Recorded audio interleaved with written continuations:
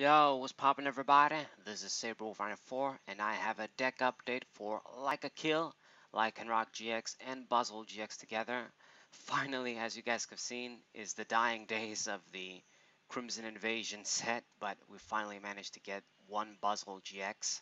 I'm about to get another one, basically from the Pokemon TCG Versus Challenge, giving you the opportunity to get these cards if you win a lot of games. So finally managed to get one of these guys. Took out the Regirock, but I was prepared to actually make this deck update video today and tell you guys that most of the cards are this deck is gonna survive pretty well. We're gonna still have Lycanroc GX and Buzzwole GX, but no, unfortunately, I've actually learned today that the stuff that is gonna get reprinted in Hidden Fates, they're gonna be alternate art promos. So the shiny Lycanroc GX won't be surviving. Pokemon like this Buzzwole GX, the shiny Buzzwole GX in there, won't be surviving. So a bit unfortunate. This deck is kind of going to rotate out, so it doesn't have long, but I decided I wanted to make the deck update and show you guys some games anyway with the deck. So this is like a kill. If you guys don't know this is a deck that I've used a lot in the standard format ever since this Lycanroc GX card got released and I got my hands on it. It's one of my favorite fighting Pokemon. Everything about it is really fly for me. And as you guys can see, it is a 4-4 line. This deck does have a heavier focus on Lycanroc GX as opposed to just using a few as techs for Bloodthirsty Eyes in this GX attack. I'm actually favoring this Pokemon a lot with Claw Slash too. Having a 4-4 line of this means we get to use Bloodthirsty Eyes a lot of times. We don't have to use things like Guzma in the deck, and we'll have some good access on our opponent's board most of the time. And I kind of made it so it plays a bit like luxchomp, you could say, comparable to luxchomp. If you play first and you open up with your Rockruff, attach a fighting energy, and survives, next turn you get your DC and evolve, you can start doing high damage using Lycanroc GX, putting the pressure, using Bloodthirsty Eyes. So I'm pretty sure most of you, if you're veterans or at least some sort of TCG fans playing the Pokemon TCG, you know mostly what these cards do, but Lycanroc GX, good HP, good stats for a GX, standard stats. You got Bloodthirsty Eyes. If it evolves, you pull one of your opponent's Pokemon. Very good ability, one of the best throughout the whole game, throughout the whole era. And just as long as the Pokemon TCG goes on, this sort of ability is going to be good. You got also a very strong GX attack, Dangerous Rogue. If your opponent has like 3 to 5 bench Pokemon, you're going to be doing very high damage for just 2 energy, hopefully getting 1-hit knockouts. And then Claw Slash, it's not the most heavy hitting attack at 110 for 3, but with DC is a 2 energy attachment attack, and it's solid enough. Now for partners, we got to have this Buzzwole here from Ultra Prism. Running a lot of these because it's just a basic. It gives the least risk when it dies at 1 prize. Sledgehammer is pretty good, and even just starting out doing 30 for 1 is pretty solid. As an Ultra Beast, we get to take advantage of a few cards like B-String and some other cards. Just a great fighting Pokemon, basic Pokemon. And then its big brother, Buzzwole GX from Crimson Invasion. This is the OG Buzzwole card. Very similar. You can do 30 to the active Pokemon for 1 energy, but you also get to do 30 to an opponent's bench Pokemon. So this card is still good. It's always going to be good in my opinion, a card with this sort of attack. Just like the old, what's it called? The Genie, Landorus. I can't believe I almost forgot it. Landorus EX. Because there's new again in the format, and when I say again, I just mean the bench barrier ability. You know, his spreading damage is kind of weakened, if it's negated in a way. But you have Knuckle Impact, to a very good attack, and Absorption GX, also a very good attack if you get to use it at the right time. High HP, Ultra Beast, it's a nice attacker. You know, I finally managed to get it, so I'm going to use it. Can do a lot of good tricks with the spreading damage still. So these are the main fighting Pokemon. Of course, we have our Diancie for support. This is one of the benefits this deck gets to take advantage of.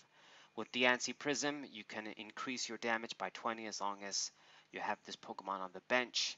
Princess Cheers. Very, very good. Very good indeed. And then the last Pokemon is just a Tapu Lele GX for support. Get us that supporter when we play it down. Any supporter we need.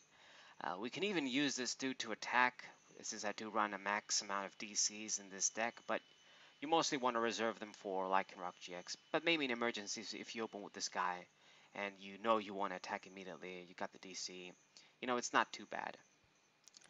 There's no Jirachi in this deck, and I don't want to use any other of those support Pokemon because I want to open up with an aggressive Pokemon.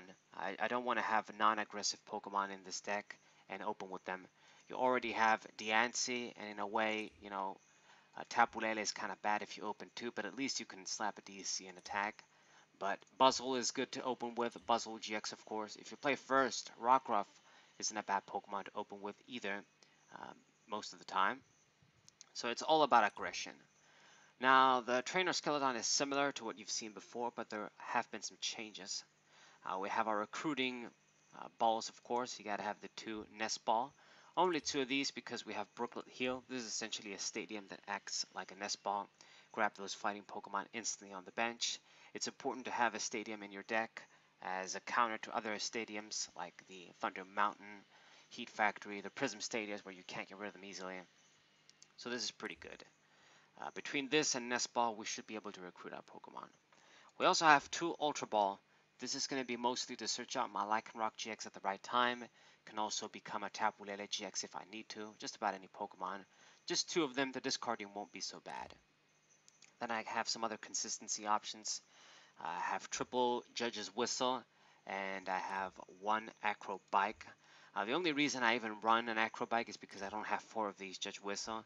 I know most people would say the pro thing to do is run Acro Bike, but if I can help it, I don't want to discard cards for no reason from my deck, so that's why I like this card better. But if you want to go with max Acro Bikes, it's up to you. But just a little bit of consistency. Then we have a few coin flip cards. Normally I wouldn't run these cards, but in this kind of a deck, they work nicely. We have a little bit of space. You got 1 Crushing Hammer. If you get heads, you're gonna discard an energy. And Order Pad. If we get lucky, this is a Skyla, almost. Just flip a coin. If heads, you get any item. So we can get a B-String, Ultra Ball, Nest Ball, Stretcher, just many great things. It's very good. It also helps if I have Lily and I need to get rid of a few cards in my hand. If you get Tails, it doesn't matter too much. You're gonna replenish your hand this way. So normally I hate these sort of coin flip cards with a passion, but like I've said, in this kind of a deck, they kind of work. If they weren't around at all, I'd be happy. We got the double switch, good tech card. I don't want to risk using something like the escape board. There's probably no need to. We don't have like almost any Pokemon that have only 1 retreat. It's just Tapu Lele GX that can utilize that like a float stone. So double switch is better. You know, there's also that Absol that increases retreat on your basic Pokemon anyway. So switch is just a lot more viable. Get the Diancie out of the way if it gets stuck there. The B-String is an important tech in this sort of a deck if you run Ultra Beasts. If you're at 3 or 4 prizes, your opponent is at 3 or 4 prizes, you get to grab free energies, attach them to your Ultra Beasts. Now, I really run 1 of these, and I've always been just running 1. It's not because I only have 1. I have a few reverses too, I think. It's just that this card is bad if you can't use it. If you have a few in hand, if you open with it, it's just bad if you can't use it immediately. So just a 1-of.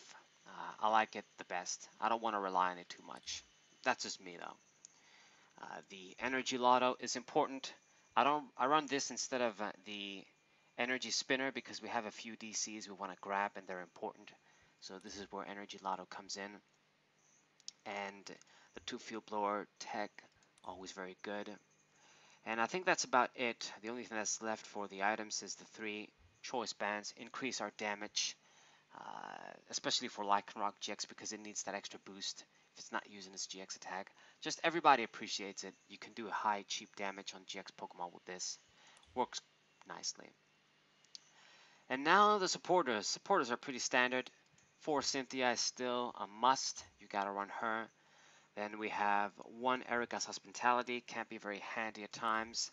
You got the 1 of Lily too. Very handy too at times.